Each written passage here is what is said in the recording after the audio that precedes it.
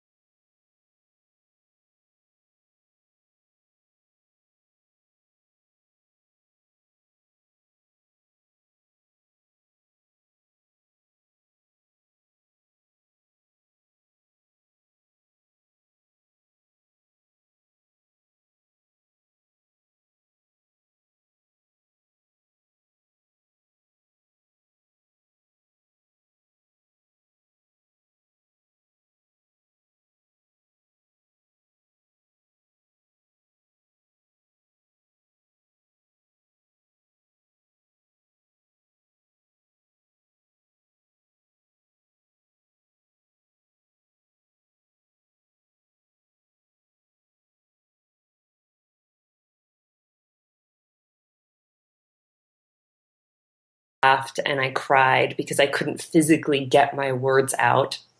And it's interesting, as a sidebar, you were talking about thinking that drool was coming out of my mouth on the image on me. And that is actually what happened in front of an audience of my peers, was me Oh, drooling because of all that metal that my mouth hadn't become accustomed to yet. So needless to say, I tried to do anything and everything in my power not to get up in front of an audience. In fact, when I ran for class office in 7th grade at a new school, I created a video for my speech so that I didn't have to actually get up in front of people and risk another public humiliation. wow. With that said, I knew during this time I always had a lot to say. And it pained me to not feel like I could get in front of an audience and say it. So I became a writer. I danced. I was an actor and would hide behind characters. And it wasn't until I had an experience when I was 19 years old where I entered the only pageant that I ever entered and won, and had an experience of being on stage and feeling people's eyes on me, and recognizing that that was actually a gift, because it meant that I had this unique opportunity to be able to positively and radically impact that audience, that I started to see that maybe somehow, some way I could do this. And I don't want to suggest that after that epiphany, things were easy, or as I like to say, rainbows and cupcakes ever since.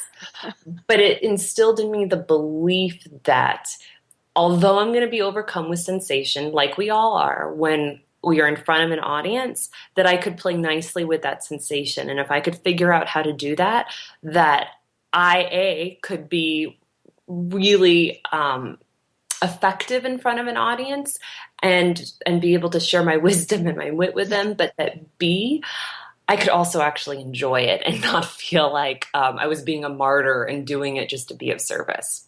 Right. So I'll pause there and let you ask me any questions that you want, because I realize I could go on and on. But that was really how I started speaking. And then my professional journey has taken a bunch of different pathways ever since then. Right. Well, okay. The part that I find so amazing is that how did you ever convince yourself to give it another go? You had the difficulties in grade 3 that was humiliating for you. And then in grade 7, you managed to avoid it effectively. And then you go on to do acting. Like, what is that? How does a person even do that? Like, it boggles my mind. Like, if that was me, I would probably just go, I'm done. I'm going to become an author or something and never have to speak again. Like, what's that mindset that you have to create in yourself? Truthfully, if I hadn't received the gift of going to a really prestigious all-girls school that foundational message was giving girls their voices, I would likely not be speaking with you today, because I was in an environment where the fellow girls in my class and I were encouraged to take risks. And even though it took me a while to get to that place, definitely that social conditioning helped. I would say having parents who were constantly asking me what I thought about issues meant that in the home, and I should say in both homes, since my parents divorced pretty early, I was always told that what I said mattered, and that helped. But truthfully, the reason I entered that pageant, which when I look back on it, it still boggles my mind that I made that decision to do so, was because of the scholarship money. I was ferocious about not wanting to take on debt. And although I did take on a little bit to go to graduate school, I would do pretty much anything that was legal to try to get scholarship money for college. And there was a lot of scholarship money attached to that competition. So I thought, heck, why not? And the way that competition unfolded was over the course of a weekend, you would go from being the local delegate or contestant, I guess is the right word. I'm getting too wrapped up in U.S. politics here. Saying delegate. Easy to do right now. I know, right? Was the local contestant, but moved from like a group of 300 and the way that competition unfolded to being the state winner, to the regional winner, to ultimately the finalist over the course of that weekend. And I didn't really have time to think about the fact that, oh my gosh, I'm speaking more, I'm getting closer. I was just so in it. And that really is a great lesson for speaking, that when you put your focus 100% on your audience, how you want to make them feel, what you want to call them to action to do, there's no room left for the ego. And I don't mean ego just in terms of grandiose thoughts, but ego in terms of those self-sabotaging thoughts. You cannot think, I'm not smart enough, I'm not funny enough, I'm not pretty enough, I'm not something enough, if what you're conditioning yourself to think about consistently is, this is what I want for my audience, this is what I want for my audience. Right. And did it help that you had like a bigger why in place? Like you had your audience for sure, but you also had that desire Yes. to get through your continuing education. Yes, and it would be remiss of me not to mention that my platform for that competition that I wound up winning was being able to speak about how to transform the culture on college campuses around sexual violence. So although fortunately I did not experience sexual violence firsthand on my college campus, I had been sexually abused as a child.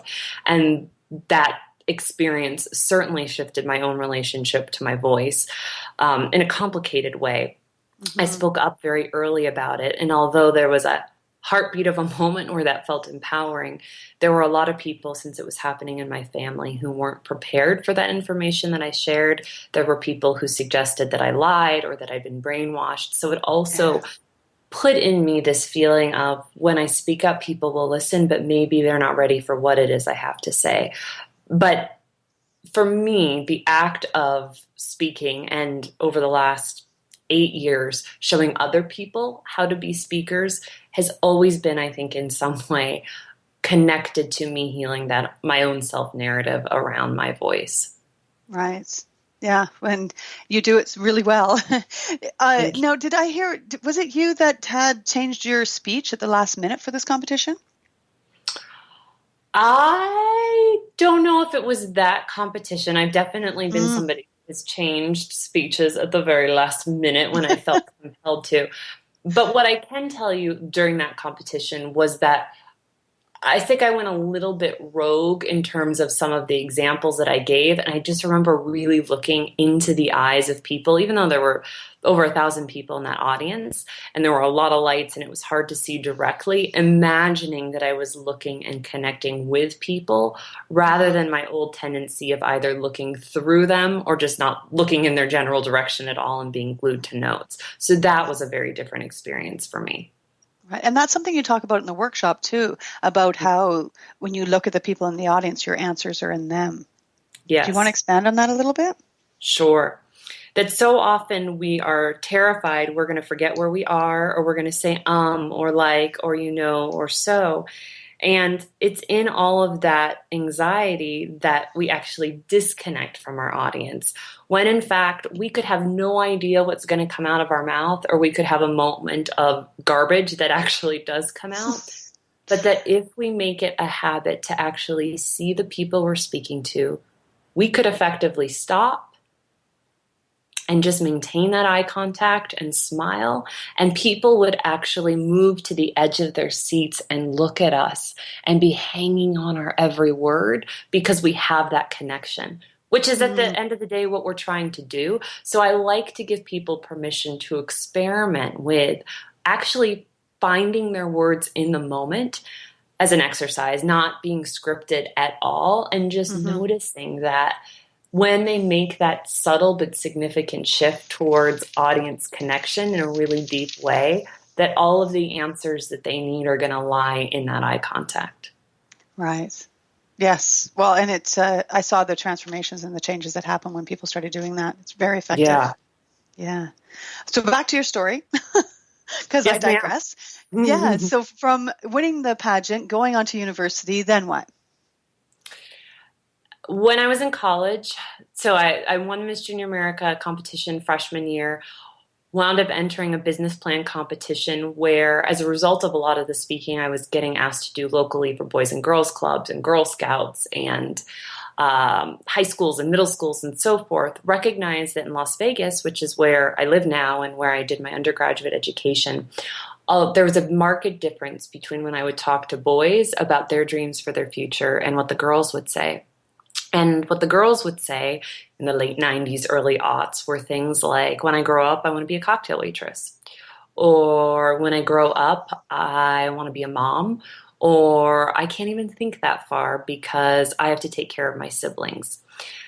And what the boys would say were pretty token answers. I want to play sports. I want to be a firefighter. I want to be a doctor. They never ever worried that they couldn't achieve their dream because they might have to take care of somebody else. And so I entered this business plan competition and presented an idea for a girls' leadership institute that would empower girls to use their voices. Wound up being one of the winners of this competition, got another bunch of money to start the nonprofit. But by the time I graduated college with a degree in women's studies, realized that while I had a lot of passion and I could do things at the grassroots level, I really lacked any business acumen and had no idea how I would ever pay myself a living wage as a result of that nonprofit. Went to grad school, fused my interests in gender issues, leadership, as well as theater, and wound up working for a professional development institute within a university, developing teacher training, training for nonprofit professionals and social workers and youth development folks, teaching them how to use coaching conventions and theater to have difficult conversations with the communities that they served. Loved that work. Would often get asked to speak at industry conferences and enjoyed that. And on the nonprofit circuit, burnt out by the time I was in my mid-20s, living in New York, owing more in student loan money than I made in the course of a year.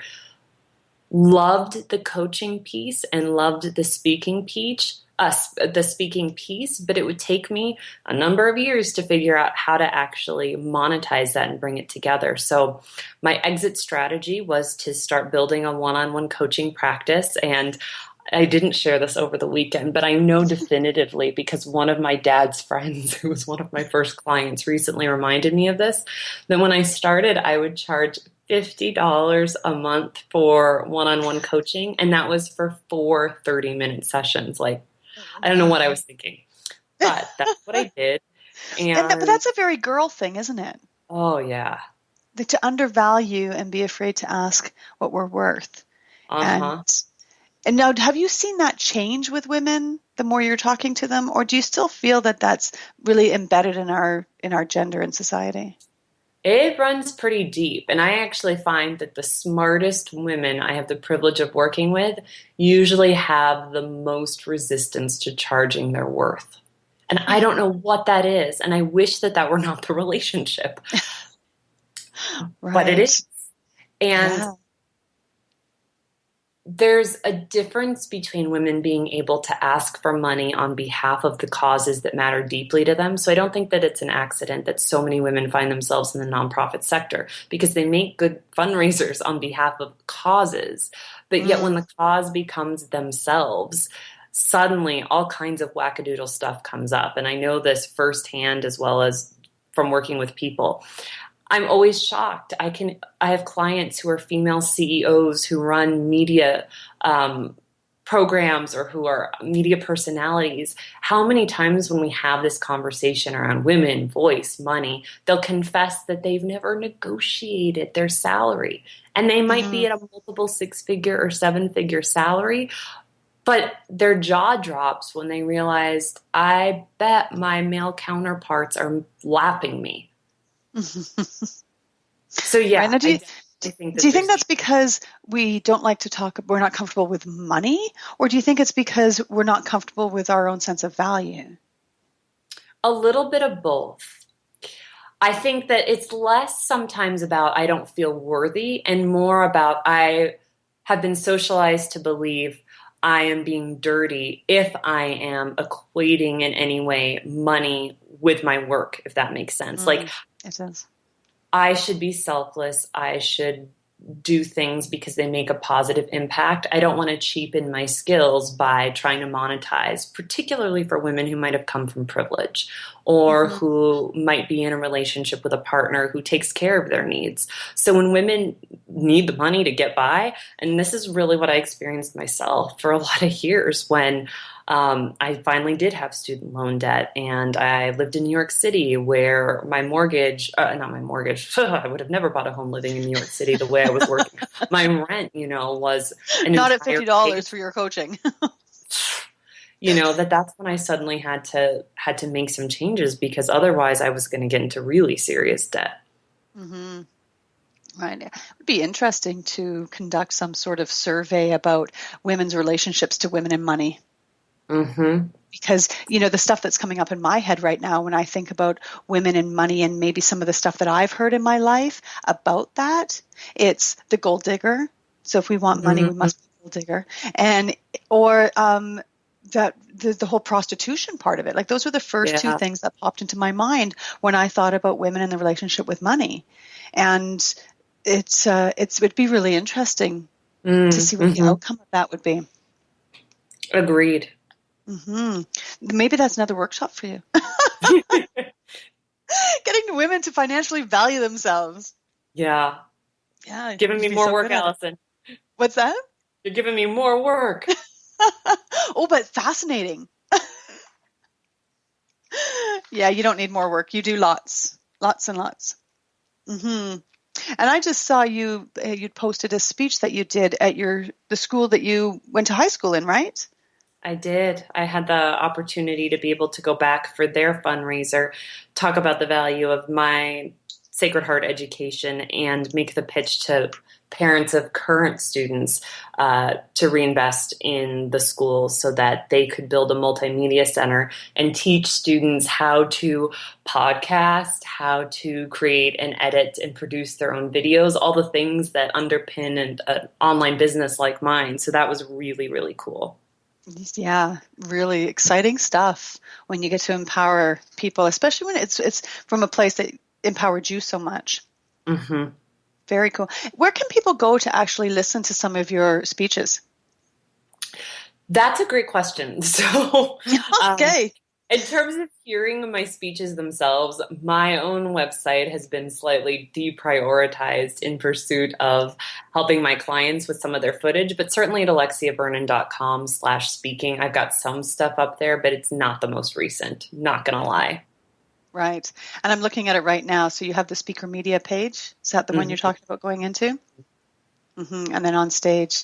Yeah, I think it would definitely be worth it for our listeners to go and listen to your talks and just really pick up on your style, because you have a very great presence when you're speaking, and you have that confidence and you have that connection. People can really see what you're talking about right now if they go and listen to you speak. So that's on your website, alexiavernon.com. I would encourage people to go there, not right now because Alexia is still talking, but after the show, this would be a really good time to spend half an hour and just go through her website, because there's also training that you're offering, right? Mm-hmm. Yes. Mm-hmm. So I have an evergreen video training that lives at hotshotspeaker.com.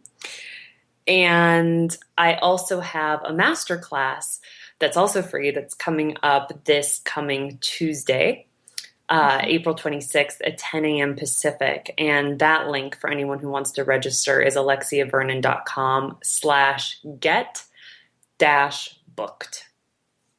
Perfect. All right. And we'll go over that again for our listeners at the end. So if any of you missed that, we will, or you can listen to the show again. That totally works too. But we will revisit that at the end of the show for sure. Yes. So carry on with your journey here, Alexia. Yes. So back to that. Pardon me? Back to that. Back to that. When I hung out my own shingle, it was 2007. And because clearly I'm $50 a month for 4 sessions, I wasn't going to be paying my New York City rent. Also as adjunct teaching in public speaking and women's studies and theater for a couple of New York and New Jersey universities. And managed to convert my previous employer into my first coaching corporate client. And through a lot of different experimentation, recognized that the thing that allowed me to be of highest service in the world and that I enjoyed was my speaking. When I did it right, it allowed me to most effectively funnel clients into my coaching business. It allowed me to be obviously of impact to that audience, and it's just what made me feel the most alive. But even still, it took a lot of experimentation because although I was a coach, I fought working with my own coach for a long time to figure out how do I effectively monetize this in a way that it's successful, scalable, and sustainable. And I wound up in a cycle where I would do corporate work, where I would create a variety of different trainings for just a few organizations. And then that wound up backfiring for me shortly after I moved into my home with my husband after we had relocated to Las Vegas. In the course of 2 weeks, I had gone from a contract that I believed was going to pay me over 6 figures for the course of a year to work with this company to that company losing all of its funding and having let go of some of my smaller corporate engagements to make room for this, not knowing how I was going to, what felt like, build my business again from scratch. Right. And that was when I had a huge wake-up call that I needed to create multiple streams of speaking revenue and not put all of my eggs in one basket, so to speak. Mm-hmm. And you also talk about how people can access this and do the same thing as you do. So what are some of your tips in that area to help other people who are listening to not make those same mistakes and putting all their eggs in one basket? Sure. We often think of speaking as delivering a keynote that you do for an organization or for a conference or for a college. And the dangerous thing about thinking of speaking as those kinds of high-profile engagements is twofold. One, most people who are booking keynote speakers are not looking for speakers who submit themselves for consideration. And sitting back and hoping people are just going to contact you for a keynote is incredibly disempowering. Second, while it can sound great to be paid $5,000, $10,000, $20,000, whatever it is, to show up and speak for 45 minutes, the truth is that there are other forms of speaking that can be monetized to earn you that or much, much more that I get excited about because they allow somebody to take a more entrepreneurial approach to their business and not be in that passenger seat waiting for opportunities. And what I mean by that, so that I'm not, talking in abstraction here, is I find that almost every single entrepreneur that I work with has a way to be able to take their message to corporations through employee trainings. Sometimes that's a one-off training that gets done at a variety of different companies. Other times it's taking that training and looking to do it for a different team at that company over the course of the year, or creating some satellite training, so each quarter coming in and training on a different topic. In addition to keynotes, corporate trainings, people can self-produce their own workshops and retreats like what you just experienced, where at a high level, a smaller group of people can be brought together to do really delicious work. And those platforms also work incredibly well for enrolling people to do more high-level work with you, either one-on-one or in a group coaching program or a mastermind.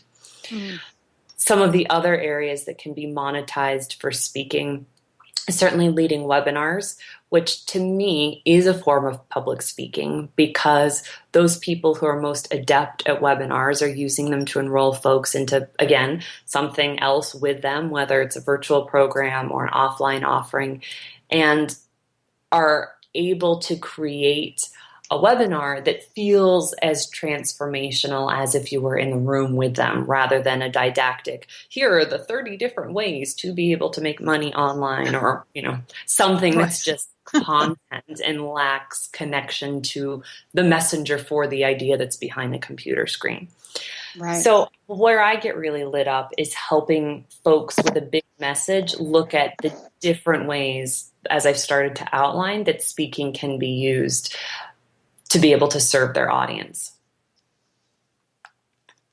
And it's so important to be able to figure out what those niches are and to really explore all those other possibilities. And you had made a comment earlier about how you can speak for 45 minutes at a keynote and it sounds really great because you're going to get paid all this money, but there's so much more that goes into it than the 45 minutes you're on stage. Yes. And it's easy to turn on a TED speaker and go, wow, they were really, really good. Do you want to talk about some of the effort that goes in before that, like the prep and the planning for some of these streams that people might be looking into? Just to help me focus a little bit, when you say the planning, tell me a little bit more about what you mean. Well, I think it's easy to get caught up in, oh, somebody just works for 45 minutes and then that's all there is, right? They just go up there, they talk, they're done, they collect their money, they cash it, they go on a trip. And there's so much more depth to it. It's like what you had mentioned earlier, like with your next workshop, not even a week out from your last one, and you're already planning for the next one. These are like full-time jobs that you're looking at here. This is not just about doing something, showing up in Las Vegas and throwing together 3 days of work. There's so much work and effort that goes in on behind the scenes. Yes.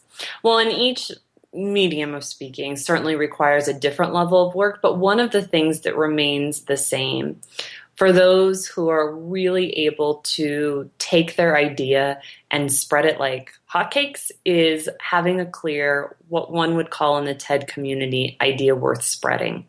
That idea that you want to be known for in the world, and that you are uniquely poised to be able to share. Whether you're giving it as a keynote, a corporate training, a retreat, a workshop, a webinar, anything else. And that piece can get a lot of people in their own way because, well, for a variety of different reasons. First, we often worry, well, somebody else has already said this. And the truth is that somebody else has undoubtedly already said what you were going to say, but they've never said it like you, nor do they have your life experience, your stories, your voice to be able to shape it your way. But second, there's a difference between I'm inspirational and I'm transformational. And I get really excited about helping people shift from just inspiration to transformation. So inspiration is I'm enthusiastic, I'm motivated, I see possibilities. Transformation is I do something about it. And that's a skill set that requires a lot of work and practice to be able to cultivate. How do you not just share information, but help your audience, whether you're talking directly to them or whether it's experiential, like a training, a workshop, or retreat, to shift their beliefs, to shift their moment-to-moment thoughts, shift the way that they perform in their bodies, and ultimately shift their results. And that's, again, one of those areas I just get so excited about is when people recognize that they possess that ability and understand how to do that for their audience. For those who are looking to be able to create events, events are a beast in and of themselves. And this is something you and I talked about when you were wondering if the Master Treat would be a good fit for you, Allison. And I promise I'm not sharing anything. That's okay. No, go ahead. But you'd said, well, I've done lots of group stuff in different forms over the years, and I often feel like while they're fun, I would be better served by just one-on-one attention. And I think that that's a lot of people's experiences, that they go to things, they're amped up, they meet great people, it's inspirational, but they come back, and the core of who they are or what they're able to do hasn't really evolved. And I don't have any interest in creating more people who go into the world and just create events that they profit from. I care about creating change agents who go into the world to do events so they can reach more people and transform their lives. And it does require a lot of thought when you're thinking through, how do I get the needs of 20, 50, 100 people met in my experience? Since I can't obviously do the same thing for a group that I could do one-on-one, but how do I utilize the group to be able to support one another and make sure that the information I'm sharing is holistic? It doesn't just give people access to their heads, but to all of the wisdom that's contained in their bodies. Whether you are somebody who's talking about nutrition, you're talking about tech, you're talking about empowering women or anything else. And you're truly talented at doing that. Thank you. The cornerstone of that is always a question I ask myself. What do I want my people to be able to do by the end of this experience? What do I want my people to be able to do as a result of this talk that I just gave? What do I want these employees to be able to do as a result of this training they've just experienced with me? What do I want the women at my retreat to be able to do as a result of spending the 3 days with me? And then I reverse engineer from that outcome. And that might sound super basic, but yet so often we design our content, whether it's a program or a speech, by how do we start, then where do we go, then where do we go, then where do we go? And when we do that, without the outcome being the thing we create from, we don't necessarily get people to the place we're trying to get them. Right. And one of the women that spoke at the workshop, she had mentioned the difference between intention and impact. Yeah. And I think that's a bit what you're talking about here, is that it's moving from what you want to do to actually considering the person on the other end of it and how they are going to be impacted by the things that you're doing. And I think it's that's what made your retreat so much better, your workshop so much better, is that you did consider your audience. Like, you considered all of us and what our needs were, as opposed to somebody who's just throwing together a workshop, ego-based, trying to just put together something that's going to make them look good, or that they can say they did another workshop or a retreat. Yes, agreed completely. Right. So how do you advise speakers who aren't sure which stream to use? To get really clear on who their audience is. And what I mean by that is sitting with the question, who most needs what it is that you have to offer, and where does that type of person reside? So, for example, I run a women's leadership program here in Las Vegas called Influencer Academy. And when I have my women's leadership hat on and I ask that question, a few different answers come up.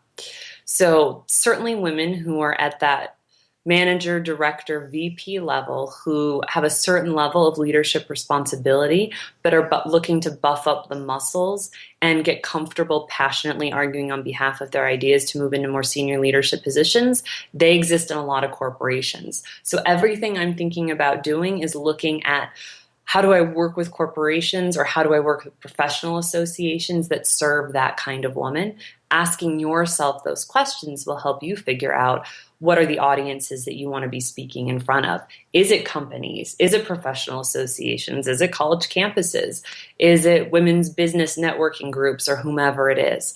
There's nothing worse than when I hear folks taking speaking gigs because they want to be speaking, and then they wonder why people say great job, but nothing happens. And usually it's because there's either one of two things at play, sometimes both. One, it's not the audience who needs you most, so they might appreciate the message, but it's not impacting them at the deep way that it needs to in order for you to make ongoing money.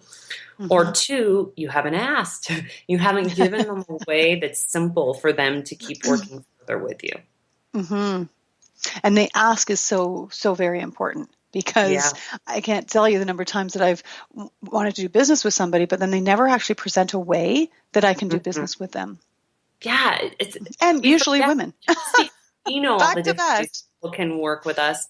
They're not experts on all of our programs.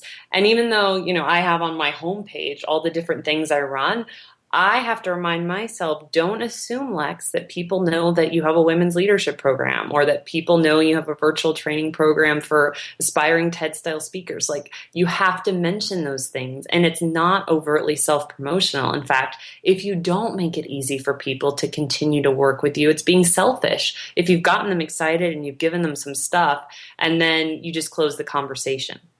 Right. And it is a disservice. They've invested time and energy, and in order for them to continue on, so it's moving into that transformation as opposed to just inspiring them, that's what's needed, that last component of explaining to them what's available. And we're just so busy. Yes, we can go on your website, we can see things, but are we going to read it in the detail that we would need to self-educate? No, we need you to tell us. And it's inherently more connecting to hear that person you're connecting with tell you in his or her own words versus just reading it on a sheet of paper or on a website. Yes. Yeah. It's and you have great copy, and it's still better to hear it from you. Yes. Yes. Can we one of the things I wouldn't mind just talking, I've got another question here for you, but before that, part of what you included in the Vegas experience was the Reset Project. And I just am so inspired by what's happening there. Could you just take like a couple of minutes? We'll just step back from the whole speaking thing for a second and just tell us what that is all about and what that's done for Vegas, just because I think it's such a great message to get out there. And if we could just, use up a little bit of our time here on that. Would you mind? Absolutely. I would love to chat about the Reset Project, particularly because I was one of the founding members of it before I got a little too busy with my current work and had to step back from that particular community project. But the Reset Project is an initiative here in Las Vegas that is led by James Wong, and its purpose is to allow Las Vegas residents an opportunity once a month on a Sunday to be able to come together and move their bodies and be able to tap into the wisdom in those bodies rather than just their heads, break bread with one another, share food, and it happens in downtown Las Vegas that is going through one of the boldest, I would say, community renovation projects. So for those who have been to Las Vegas, just to be clear, when I talk about downtown Las Vegas, I'm not talking about the Strip, but rather what happens if you take Las Vegas Boulevard, which is the Strip, and you keep heading further north to that Fremont Street experience area, which the surrounding environs used to be a lot of brownfields, a lot of crime, halfway houses, and so forth. A place that you didn't really want to walk around, and certainly didn't want to walk around at night. And really, as a result of a variety of different factors, but one of them being the relocation of Tony Hsieh's Zappos from a suburb outside of Las Vegas called Henderson to our old city hall, and bringing with that thousands of employees who were now able to patronize local businesses who wanted to live downtown, go to coffee shops, bookstores, restaurants, and so forth, as well as a $350 million investment of Tony Hsieh's own personal funding into revitalizing downtown Las Vegas. It's a really special place that has this interesting intersection of art, lots of community art, of music, of performing arts, and a lot of this activity that would normally happen in cities over 20, 30, 40 years has happened in Las Vegas in less than 5.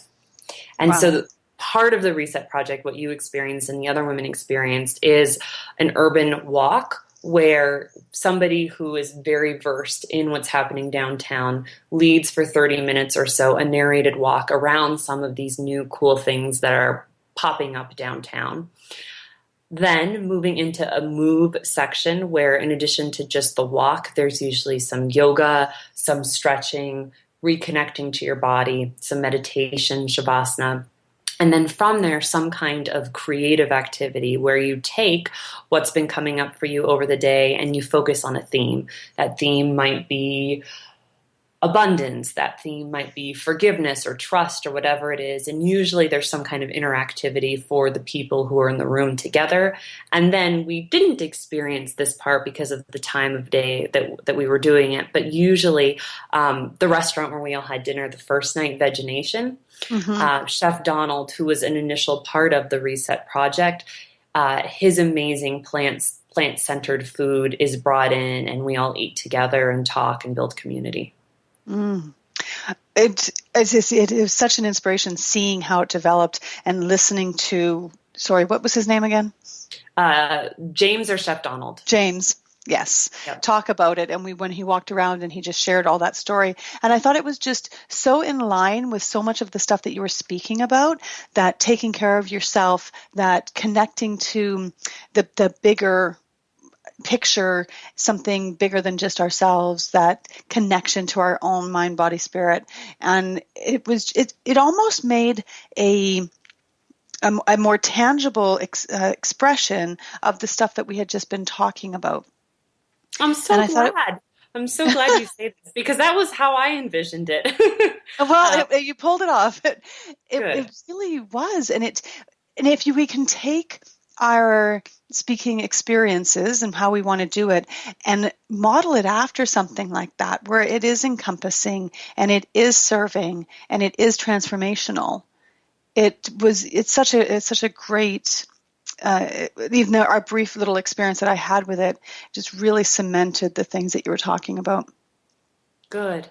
Mm-hmm. And so I encourage anybody going to Vegas to go and check it out. Well, I would love that. And they can reach out to me if they've got any questions, or I can't remember if the website is theresetproject.com. But if you put in the Sunday Reset or the Reset Project and James Wong spelled the way you would think, you will find more info. Right. And they have a Facebook page too. Yes. Yes. That as speakers and as thought leaders, how important it is for us to take care of ourselves if we are going to truly be able to take care of our audiences. And this is not about a prescription for health that is based on rigidity or about sacrifice, and rather, how do you create the conditions where your intuition and your body can speak to you? Because that's what's going to enable you to not get trapped in your head and worry about if your audience likes you.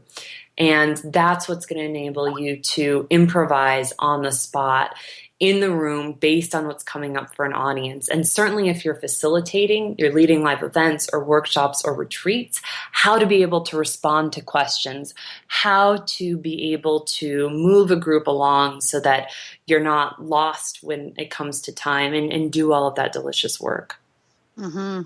Yeah, it's brilliant. It's absolutely, I love how it's a whole experience. Thank really you. Right. Yeah, and if anybody wants any more information, I'll just put it out there. They can get a hold of you through your website, alexiavernon.com. Just so we can get that in there again. And good. So one of the last questions that I have for you, what is the one lesson that you learned as a speaker that you never want to learn again? I only get one. Oh no! Hey, you just carry on. I'm just going to make a list. I'm kidding. I doubt that I can keep it at one. One of the biggest ones that I can somewhat gloss over, because we've already touched on it, is this idea of looking at speaking in a monolithic way and only generating income from it that way. Because just like as an entrepreneur, it always makes me nervous when somebody has a model that's based on launching one program once a year and that's all they do. If you're a speaker and you're putting all of your attention on just one thing, I just, because I've experienced it, know that can be unfortunate, if not downright disastrous. The second thing that we haven't touched on is feeling like as speakers, we have to do it alone, or that we have to look at other people in our industry as competition rather than as collaborators. Mm. And what I mean by that is, too often we think there is a finite amount of speaking engagements, and if there's other people who are vying for said speaking engagements, they're my competition. When in truth, I have experienced myself, my clients have experienced that a lot of the most fun and profitable speaking engagements will come from recommendations you get from other speakers. Now, it doesn't necessarily mean that if you are, let's say, a financial speaker, that all of your friends have to be other financial speakers, because yes, there might be a little bit of competition. But if you're a financial speaker, maybe your inner circle is a financial planner who's a speaker. Maybe it is a tax attorney. Maybe it is a CPA, whomever it is. Because you're going to be speaking at the same kinds of engagements. And certainly for a company who might bring in one speaker for a particular day, they're going to be looking to you to recommend your colleagues. Mm-hmm. Second, I see a lot of speakers, in a way that they wouldn't in other areas of their business, do the when I'm ready's. And I see this all the time whenever I have enrollment for a program. Oh, I'll start speaking once I get my speaker one sheet, my promotional material, or I'll start speaking once I've generated whatever amount of dollars you've determined is necessary before you can be a legitimate speaker, rather than seeing speaking as a core business building strategy from which you can organically develop your materials once you're actually speaking. Then it's much easier to collect video footage, testimonials, anything else. And that it can also be a way that you bring people to your business. For when you speak live in front of an audience, or even on a webinar, you're going to convert at a much higher level than just from having a great Facebook ad and a digital guide on your website, because people are going to know you and trust you and want to be a part of your tribe. Right. And there's something so cool about sharing your voice. Like the actual physical experience of sharing your voice, not writing it down. Not that there's a problem with any of that, but it's that connection that comes by hearing and conversing that we are so losing out with all this texting. Yes. Mm-hmm. Yeah. And it goes back to with this whole collaboration thing with what you talked before about people may have the same message as you do, but they have a different way of presenting it. And through your workshop, when you brought in other speakers, you probably could have spoken about everything that they spoke about. Mm-hmm. But providing us with a different sound, a different rhythm, a different set of experiences really rounded out that experience. And that was a great example of collaboration where you allowed other people to be an expert in the stuff that they were an expert in. Yeah, well, that was definitely the intention. And I have found that people like to hear a similar message from a few different people. And right. Being able to bring in my clients who are all using speaking in very different ways so that somebody doesn't feel like, oh, this only works for entrepreneurs, or this only works for people who have a speaking agent, or this only works for people in corporate, helps make people take action on my advice because they see that, oh, here's proof that it works. And in a lot of cases, a lot of those women have only been speaking or using their speaking for a year or a couple of years and already have built thriving businesses as a result. Right. And it creates that sense of community when you get to get these little peeks into other people's worlds and the way that they went about doing it. And it becomes far more tangible, doable. Just get started, right? And I am a part of a peer-led mastermind with other women speakers, two of whom are very similar. They don't train other speakers, but what they do for companies is very similar to what I do. And it's been one of the greatest gifts of my life to have women who are all speaking at a high level to be able to ask questions, share resources. We'll typically share our pitches with each other because there's an understood rule. We would just never go after one another's clients, but we might be able to see someone's blind spots in a way that she can't see.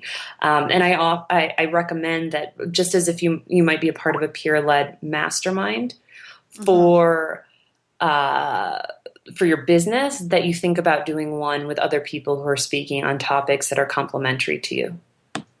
Right. Yeah, it's for sure. I think, and doing the whole mastermind thing, getting connected with other people, it's a great way of doing that for sure. Now, we're going to get shorter in time here, but we've got just under 10 minutes left.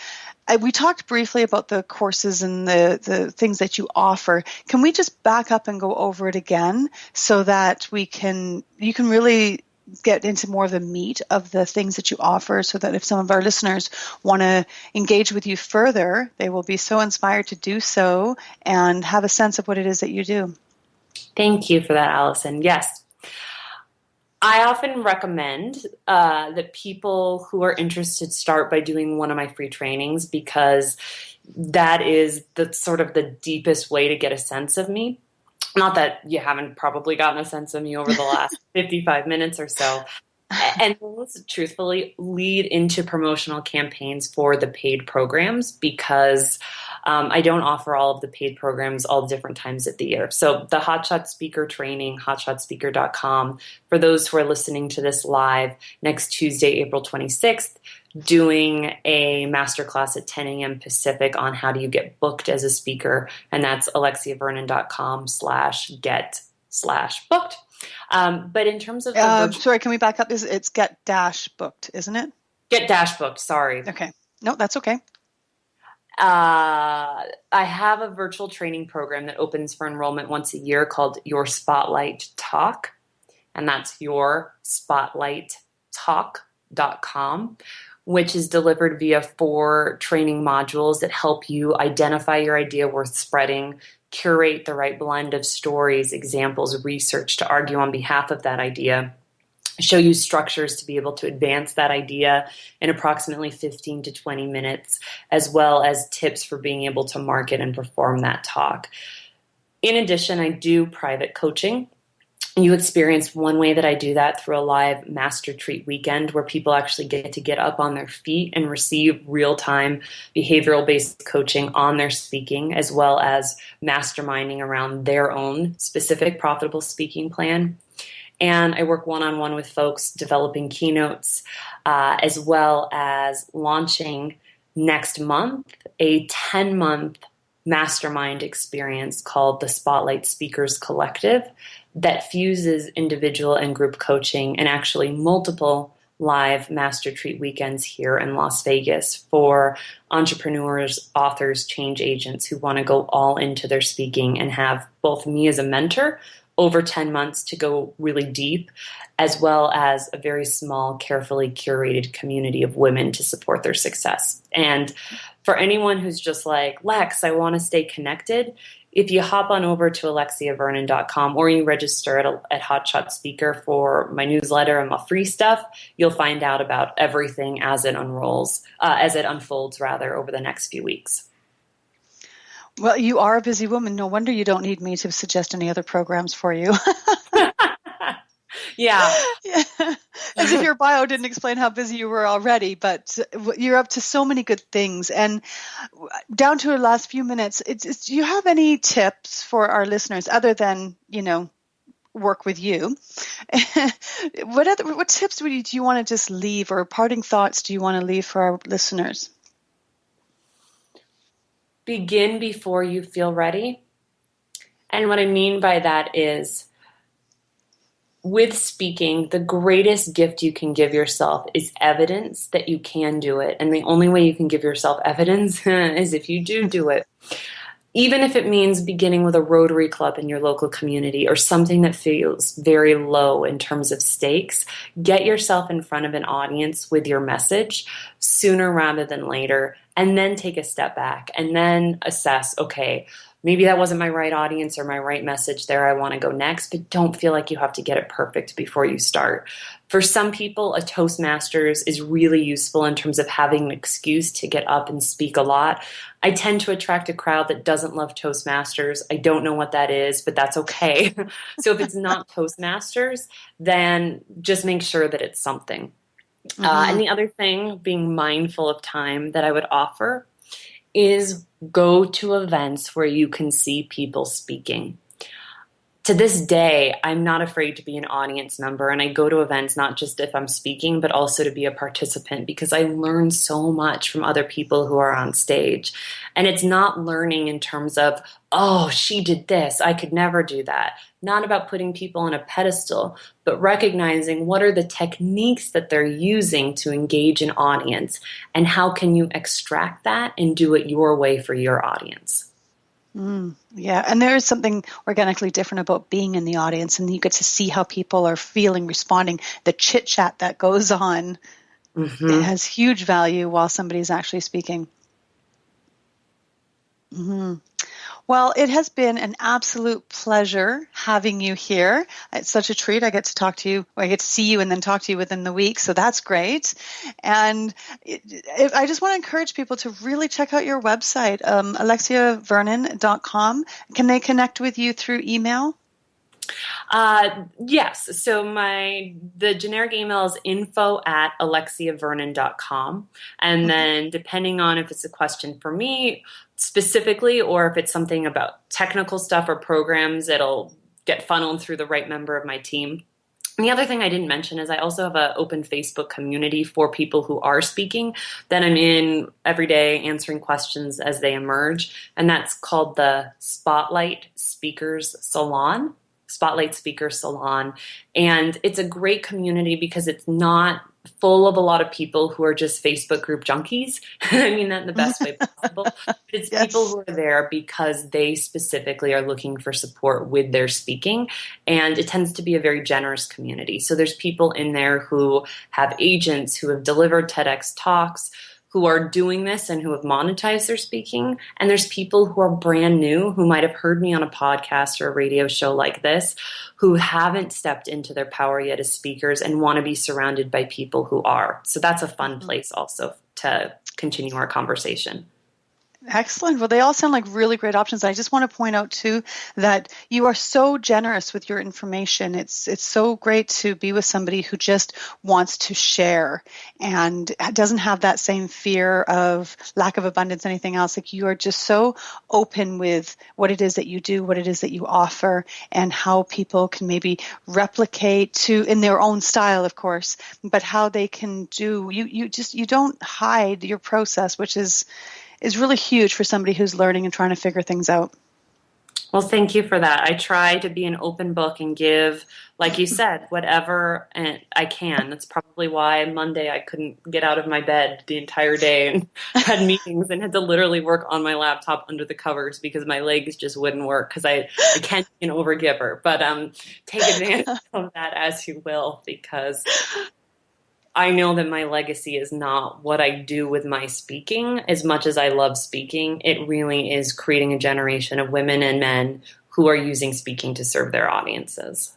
Well, that is a great note to end on. Thank you so much for just being part of this world and giving the gifts that you give. We're better off with you in it.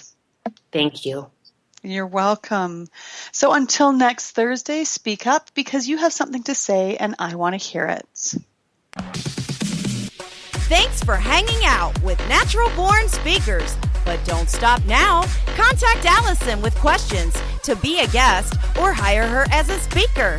Go to dominothinking.com. See you same place and time next week.